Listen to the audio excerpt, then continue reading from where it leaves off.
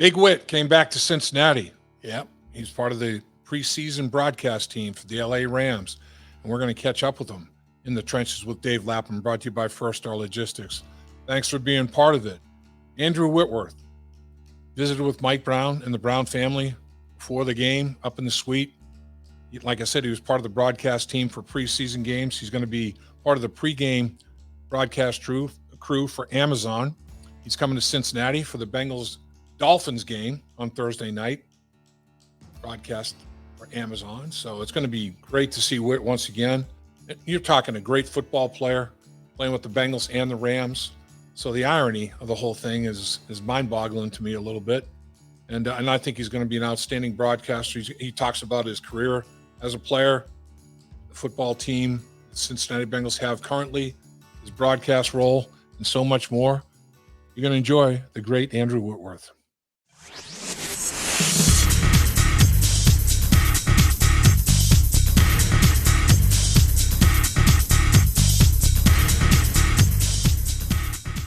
You're in the trenches once again with Dave Lapham, brought to you by First Star Logistics. And in the trenches with us today is a guy who dominated the trenches, Andrew Whitworth, the big man who now is transitioning from a stellar playing career to what is going to be an equally stellar broadcast career. Big Whit, welcome to the show, my man. What's going on, Lap? I'm doing good, man. Appreciate you having me on. You're the man. You are the man. So, like I said, your last year with the Rams, you win the Super Bowl, you win NFL Man of the Year. There wasn't anything you didn't win. I mean, talk about going out in a blaze of glory. Unbelievable. Yeah, it's a really special year, man. It was amazing to be able to end your career after 16 years of doing this in that fashion. Just so many cool moments and special people along the way. And to end it on top like that was a lot of fun. So you ended up your last game was against a team that you came into the National Football League with, the Cincinnati Bengals, and it kind of comes full circle. We just see you as part of the broadcast team for the pregame television crew with the LA Rams, and you're going to be working with Amazon, and so you're all over the broadcast part of it. How different, how similar Cincinnati Bengals that you saw in Super Bowl 56, the Cincinnati Bengals that you saw in the preseason. Now, I'm not talking about the preseason game, but I'm talking about when you watch tape and all that of the practices when they were going against each other. Yeah, I mean, I think you really see it. You can see why both these teams were there. I mean, there's a lot of pieces of these two teams, offensively, defensively, even in the teams, that you realize why they're successful. I mean, I think really you look at the two head coaches is where it starts, and really the tempo and the culture that they start their approach with as head coaches is really cool. I mean, it's two special places to play that both places have a lot of pride in how they play and how they approach the game, and they play sound fundamental football. I mean, a lot of the times in the NFL, a lot of teams beat themselves more than they get beat. And these two teams don't allow that to happen. And that's one thing you pick on really quickly. They're lined up correctly. They're playing sound schemes. And they're always going to be in a football game and not going to have a lot of mistakes that knock them out of having a chance to win. I know that you're very good friends with Sean McVay, as well as the coach-player relationship. And I'm sure he listened to your opinions on just about anything, football and otherwise. And Zach, I think, picked up on that from Sean McVay when he left that staff.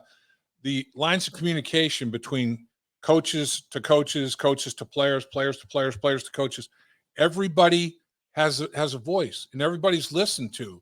And, and I think it gives ownership to the players, I mean, do you feel like that's a big deal, a big part of that culture?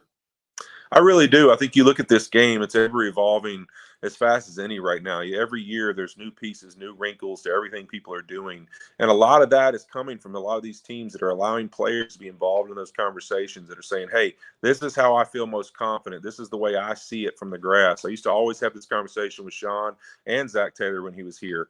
I would make sure that Sean, reiterated to those coaches that the greatest coaches have the opportunity to not tell you what it looks like from the sky and the camera, but to teach you from the grass. If you can teach me from the grass to where when we're eye level and we're looking at the field the way I look at the field, and you teach me how to play and I can communicate to you what I see, that's when we're on the same page, and that's when we're really making progress. Because now we're not just talking about things we want to happen. We're talking about ways of how we make it happen.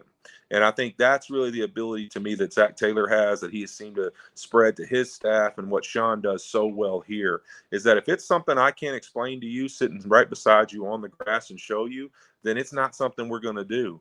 Because what's more important than me than having a cool play is having players being at their best and feeling comfortable and confident in the system we're going to run. It's amazing when the Rams and the Bengals got together for the two practices and then the preseason game. There were, really good players on both rosters. I think both of these football teams are going to be in the hunt. Obviously, it's hard to run it back. It's hard to get back to that Super Bowl. But when you look at the rosters of both these football teams, there are some unbelievable football players sprinkling all these rosters. Really.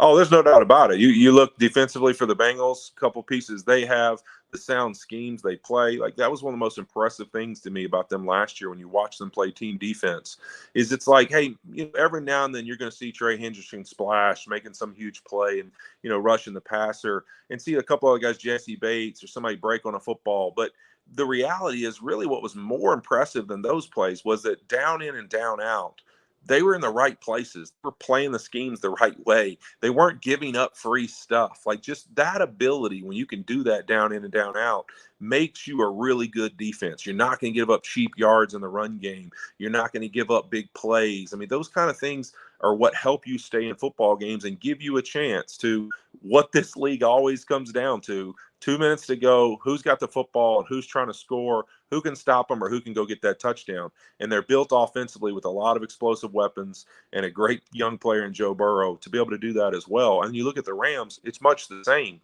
They're built on a little bit more, I would say, an explosive defense where they make explosive plays, but it's the same concept. We want to be in this game with Matthew Stafford holding the football and us having the weapons we have to have a chance to win it at the end. And I think that both those teams still have that ability. They still got a lot of talent. And if anything, they've both improved. And so they have no reason to think that either one of them don't have the opportunity to meet again. Obviously, we all know an NFL season's really long. There's a lot of things you got to overcome. And that's what these two teams got to be prepared for. The adversity, the journey. There's going to be injuries. There's going to be tough games. There's going to be things they're going to have to overcome along the way. But it's not going to be because they don't have the right people and the right players and the right coaches to go be successful. So, Whit, it was great seeing you at Paycor Stadium in the broadcast booth with Andrew Siciliano and Mina Kimes, Andrew Whitworth. They showed you on the big screen to the fans at the stadium, and you got a warm reception, welcome as would be expected. What was it like for you? Was it kind of a surreal deal for you to be in a broadcast booth at a Bengals stadium broadcasting a Rams Bengals game? Was it kind of different? It was a really, really surreal experience. It was, my first time back in that stadium since I left in free agency in 2017. And so, so many emotions and just being so thankful of all the experience and all the people that were a part of the journey and that you got to be friends with and knew over the years. It was just so cool seeing everyone. You guys stopped by and got to see all y'all. And so it was an awesome experience. And then to have that moment with the fans made it really special. I'm glad I did it. I wasn't actually going to come out to that game. I'd done the broadcast the first two games for the Rams at home and wasn't going to come out there. And then my wife was like, dude, you will love it if you just go, because I know I was coming in a month with Thursday Night Football. But Right. I was like, you know what? I'm going to go ahead and get out early. I want to go ahead and see everyone and get a chance to come to the city. So I'm really thankful I did it because it was really cool. And I'm very appreciative of just the love because I feel the same way towards them. And I know you had an opportunity to go up to see Mike Brown up in his box, and he was very very excited about it, having an opportunity to visit with you. I know he was, and you seemed to have a pretty good feeling about it after you guys caught up a little bit. I'm not asking you to share any part of the conversation or whatever that's between you folks, but was it obviously you seemed to be in a very good spirit after you came out of that owner's box. What was it like for you up there? Yeah, it was great. I got a chance to see the whole family and Katie and Troy there as well as their daughters and everyone. So it was awesome. I got to see the whole family. So it was good to be up there and get a chance to visit.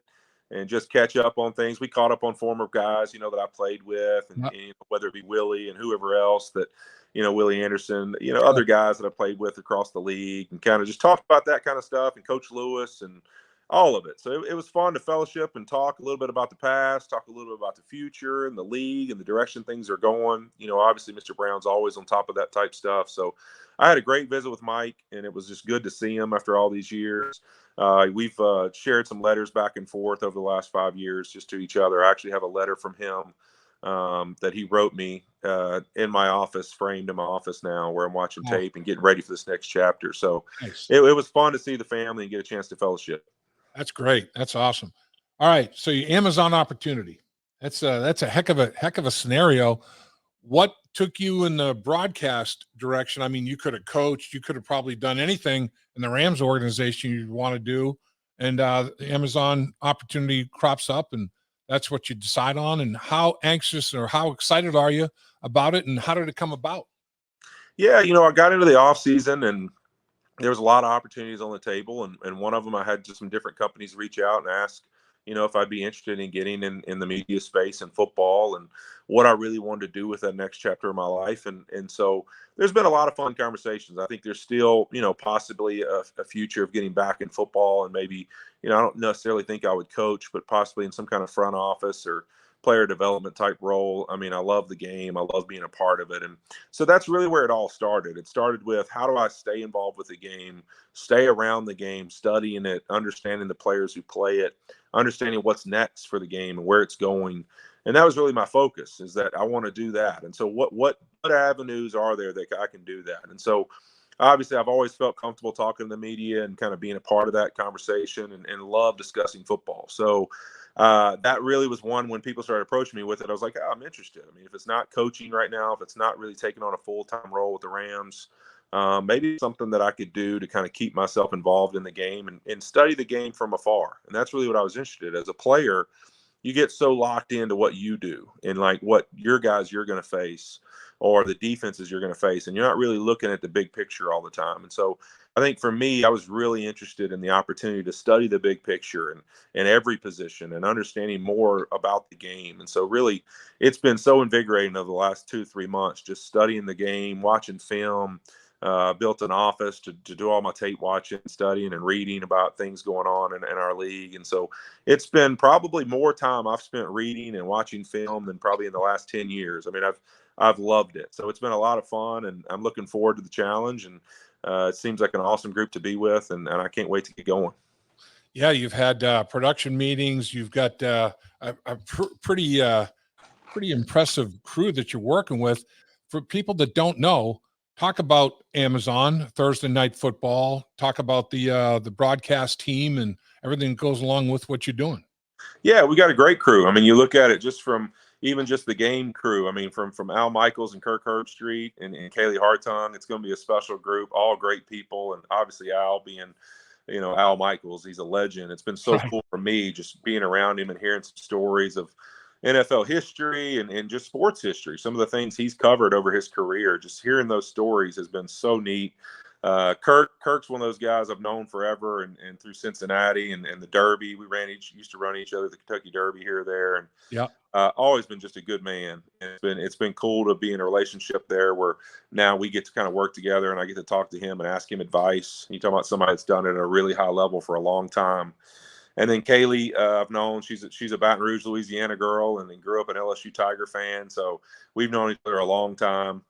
So I'm really excited about them. And then on our actually studio crew, I mean, Carissa Thompson is our host, Tony Gonzalez, Ryan Fitzpatrick, Richard Sherman, special group of guys, all guys that have accomplished a lot in the sport. And Carissa's been a legend of a host and hosting different shows from all kinds of different platforms. It's going to be a really fun crew. And then we added other people to the crew, and Michael Smith and Taylor Rooks, who are going to do other things for us, who are awesome at what they do. And it's been just a joy to get to know them and how they're wired and what makes them special. So I honestly, it's like you go from a football team where you got this tight locker room and this tight experience. And then it's really cool to have this opportunity for me to join a whole new team.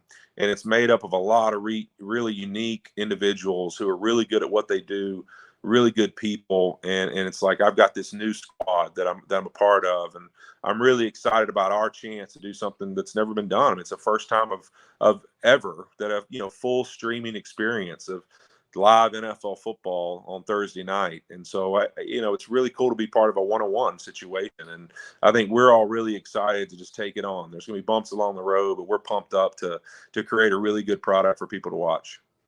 And you mentioned Whit, you're coming in Thursday night for the Dolphins game, the Ring of Honor night, and Big Willie goes in. Willie Anderson and Isaac Curtis going to the Ring of Honor. You excited about that journey to Cincinnati?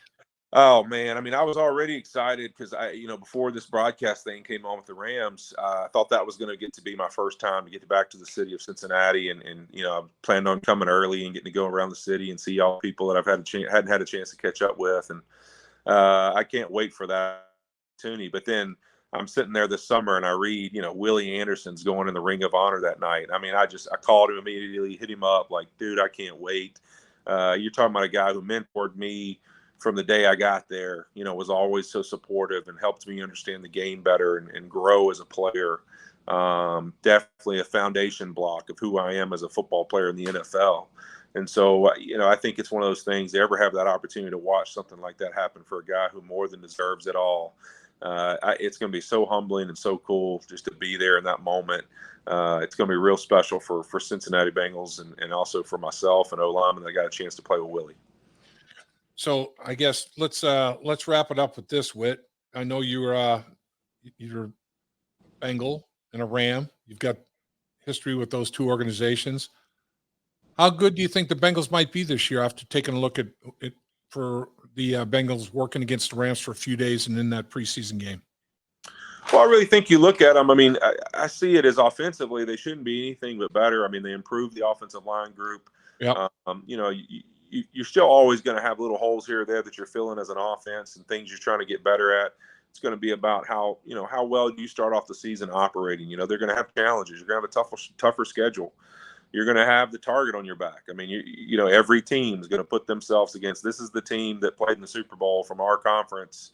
You know what? Let's prove who we are. We think we're a contender. So they're going to have that challenge every week, but they're built for it. They've got a lot of veteran talent on defense, guys who they're built on how they play down in and down out. They're not splash players. They're guys who every down play with a certain kind of tenacity and attitude and discipline to their game. So I think defensively that you ought to see the same thing from them. And offensively, you've improved the offensive line. You've got all the skill guys. Everybody's healthy and ready to roll. I think that they have no reason to think that they can't be just as competitive. It's just going to be about that mental aspect of adversity, tough challenges, getting people's best, and being prepared that every week you're going to get it. You're going to have to clean up those bumps and bruises, fix the things you made mistakes, and you're going to get it again the next week. And so you just got to prepare for that journey to climbing the mountain. It's not going to be easy, but you got to just keep moving. Get knocked down, keep moving forward. And if they keep that mentality, they're going to be just fine. Whit, as always, can't thank you enough. It was great seeing you. Look forward to seeing you Thursday during the season against the Miami Dolphins in that broadcast, that football game. You're a great football player. You're going to be a great broadcaster, and you're even a better human being. You are the man, sir. Appreciate you. I appreciate you, Lap. Thank you, brother. You're the best. At First Star Logistics, we're a very strict company that really puts the pressure on our employees.